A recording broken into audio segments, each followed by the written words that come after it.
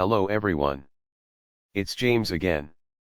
And before I start today's video, I just want to quickly say, all work in this video contains 100% original content of and by myself, James Smith, otherwise known as Bgood 4000, and was uniquely created with NAWMAL software, by myself, James Smith. As I purchased commercial rights from NAWMAL to produce my unique and original video with this software.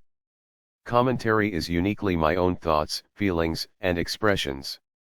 Now that I have that out of the way, I do hope your day is going fantastic and your journey to self-betterment is going better than fantastic as well. Today I want to talk about something very important and very personal. And this topic I want to say branches out into other areas of life. So please, as you are hearing this example, don't focus so much on the example but see how it applies to other areas. And I will indeed be explaining more as this video goes on. You see, I was recently going through some old paperwork and I came across report cards and old letters written by some of my teachers to my mother. My narcissist mother. Now, as I've explained, I had some really bad teachers that would laugh as they would read my test answers aloud in class. And would make me feel less than is a good way to put it. However, I did have a few, I guess you might say, semi-okay or decent teachers.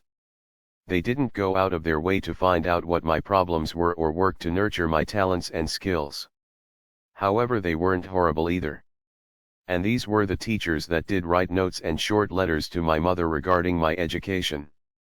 It was simply this: James is an extremely hard worker and is very positive in class. However, James would do much better at his work if he was a better reader.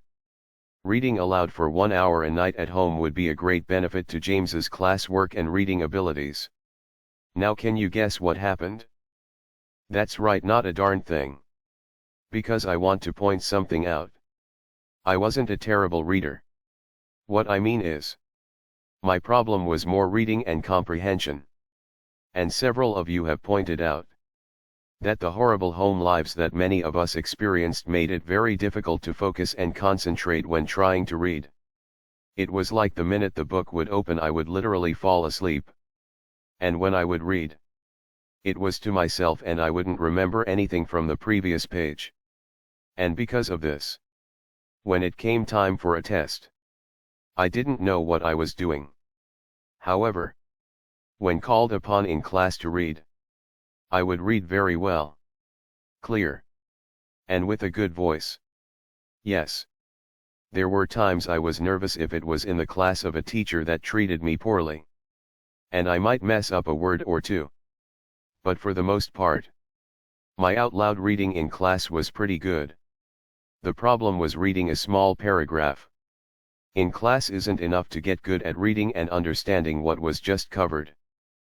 My mother got these notes and messages in my report cards. Report cards my mother signed. Yet there was never one time I remember my mother saying, "James, do you have your history book with you? How about you read to me out of it for an hour?" Yes. My mother's education too wasn't very good. But this would require literally no effort by her. All she had to do was sit there, listen and encourage. You see, reading along with a lot of other things are like muscles. The more you can read aloud and in a positive environment, the more you have the energy to remember what you just went over. And the more you can do that, the more you can eventually read silently to yourself and can remember what you just went over. But here was the big problem for my mother in all of this. If I were to have become a really good reader and my scores in school got much better as a result, in my mother's mind, I would be difficult to control and I would have more of a chance to leave my home of origin sooner rather than later. In the end I moved out kind of youngish. But it was because she couldn't get me to play her game and to get on disability and have all of these weird problems she literally wanted me to have. But here's the thing. Besides feeling all of these sad emotions when going over of report cards and reading these notes from years ago, I just think about all of the things narcissists in the world don't want you to be able to do. Because if you can do these things, You just might break free of their control and you will no longer be a source of narcissistic supply. And they won't have anyone they can tell what to do and how to think.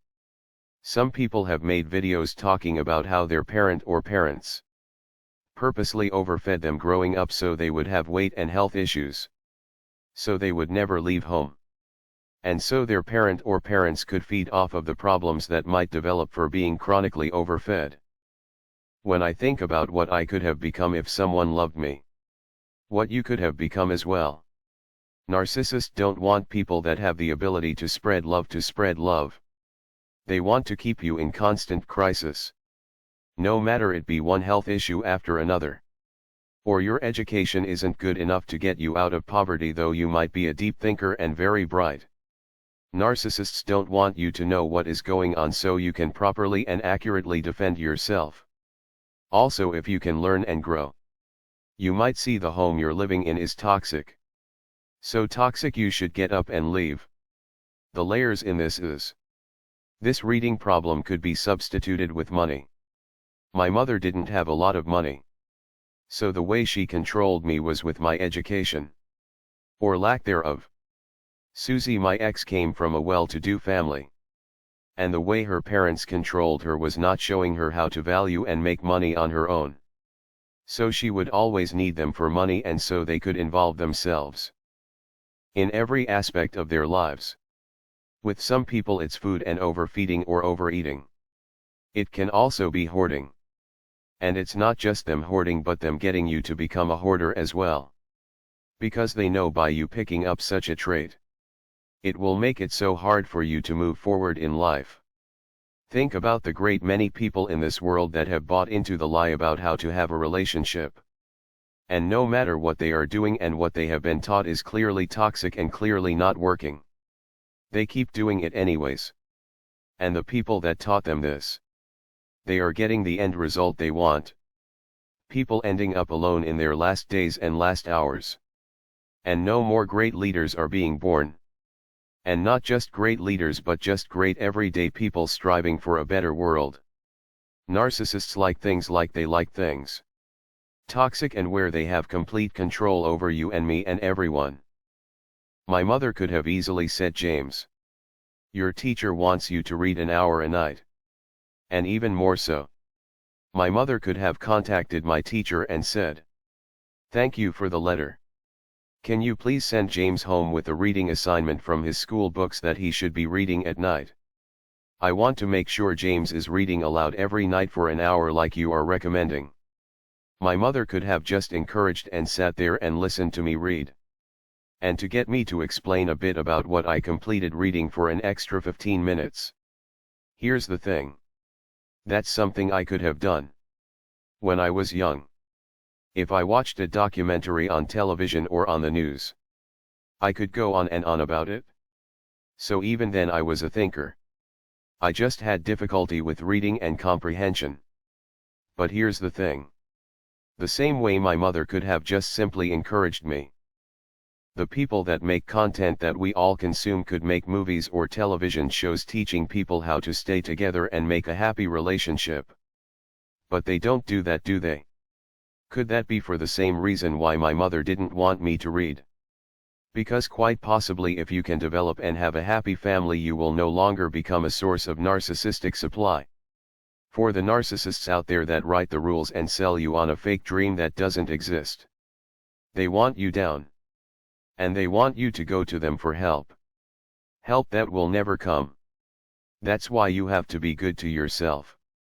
And you have to love yourself. Really, really love yourself. Work hard. But get rest. Work hard but don't run yourself into the ground. Better yourself but make sure you enjoy the process. With that said, I think this is a good place to stop. I do hope your day is blessed. And until next time. Bye for now. And be good to yourself.